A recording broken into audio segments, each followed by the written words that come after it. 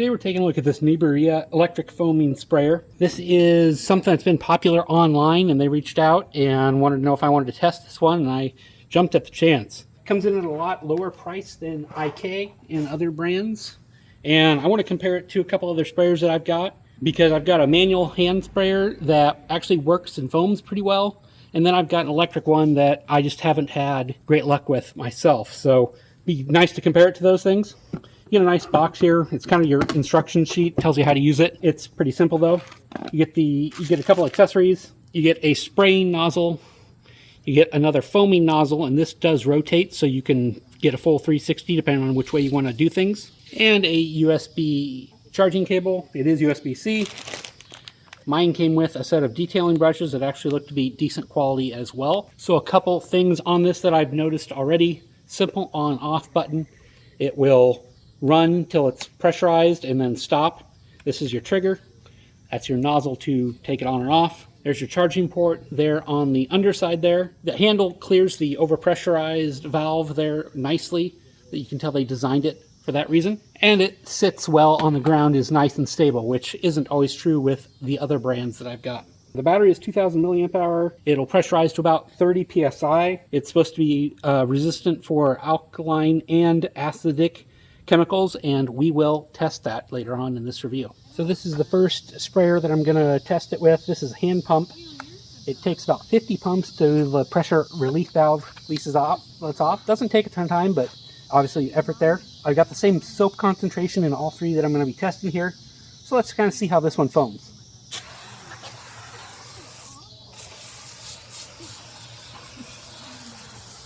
Not a bad foam quality on this one. It is not adjustable though in the angle of the foam. Not bad for the price, but it is manual. And this is the second one I've got. It's made by Sitsu, I believe is the name of it. Same foam solution in here. This one is electric, but it only works when you push the button to pressurize here, and it starts kind of coming out when you do that. So there's no way to build pressure and spray at the same time. And we'll just kind of see what this looks like.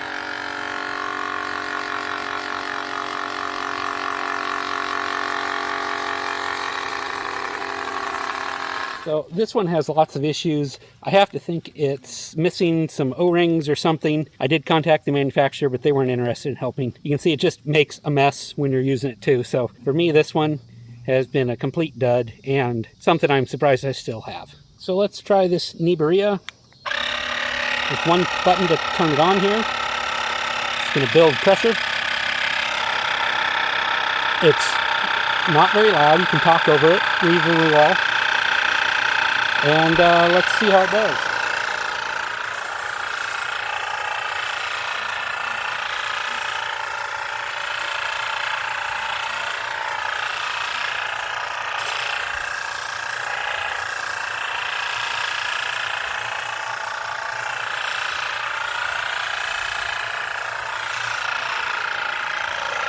Nice thick foam quality here.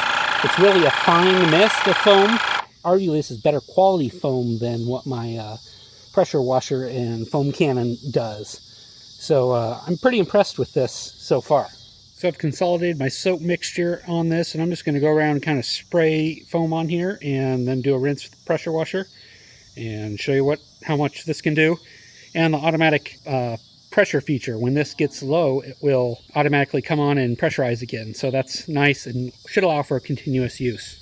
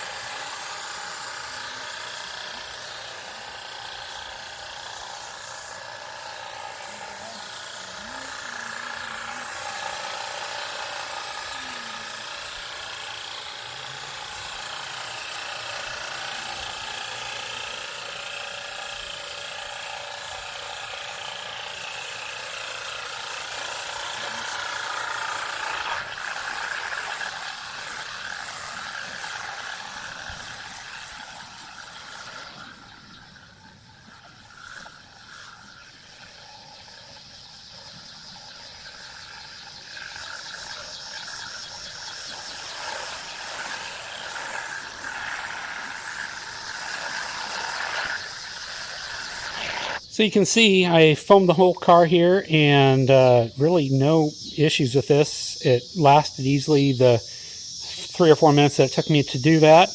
You see the foam pattern isn't 100% even, but it's fairly even. Good enough for what I'm doing here for sure. I'm going to rinse this off and tell you a little more about it.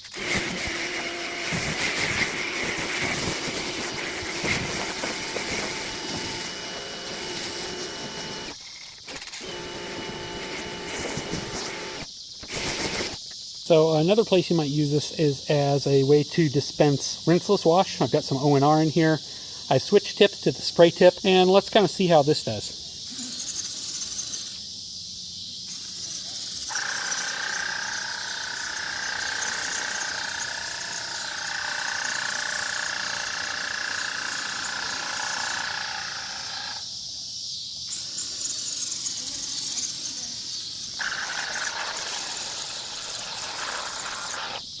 So that did okay.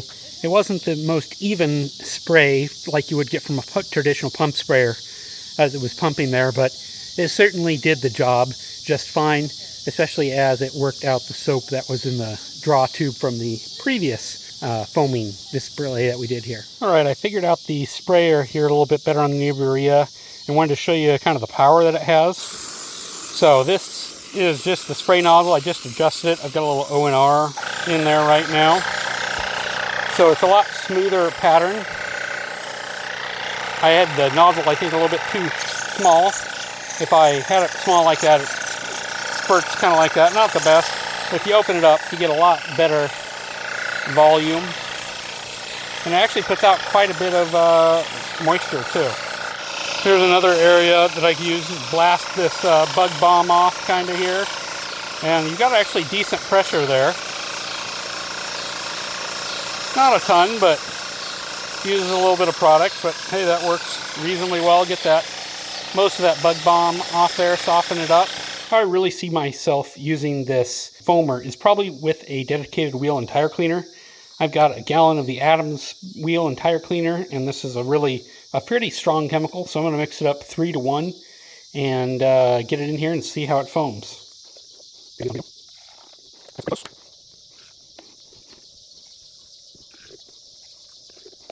Get this screwed on here. Alright, I'm going to take this Neburia foaming sprayer here. I've got Adams wheel and tire cleaner in here and spray this down. Really gets on there nice. Nice thick foam, you can see.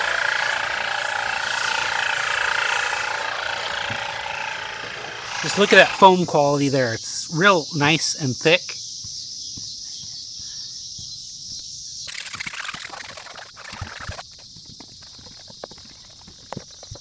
And this is just a great tire cleaner. Stuff just melts, brake dust away.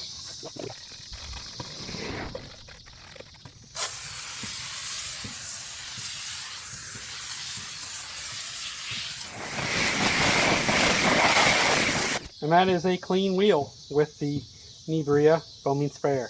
While I'm scrubbing down the second wheel, Neburia says the foamer here is resistant to acids and alkaline chemicals, which is going to be most of your detailing chemicals. It is not chlorine resistant. So keep that in mind. So in conclusion on this Neburia foaming sprayer, I think it's got a lot of applications in the detailing world. I think I'm going to use it for spray-on wheel cleaner as a dedicated sprayer for that. But as it gets colder, I could see putting rinseless in here or maybe a pre-wash if I end up trying out one of those. It should work really well for something like that. Battery life here has been great. No issues so far. I've done the one car fully and then the wheels as well, and that worked pretty well. I didn't do a complete runtime test on it just because of the chemicals that I have in it. I didn't have a good place to do that and didn't want to waste product, but I don't think you'll have any problems spraying multiple cars with this thing. Seems to be pretty efficient. I like that it includes a couple different tips here, 2 foaming tips and a spraying tip. Spraying would be maybe the one downside here. It just wasn't quite as nice of spray when it's closed down to get a fine mist. But if you opened it up, it had some real nice power behind it and worked good for like blasting off bug bombs and stuff like that. I really like how you turn on and it sits in standby and only runs when it needs to keep the pressure. I think that's a great feature. Something that my other units that I have that I showed just don't do for obvious reasons. It's super stable. It's another great thing here. My other battery powered ones, they tend to be a little bit heavy in the head just because of the pump and the batteries. So having a nice wide base there is great. I really like having the sprayer part independent from the power of the pump.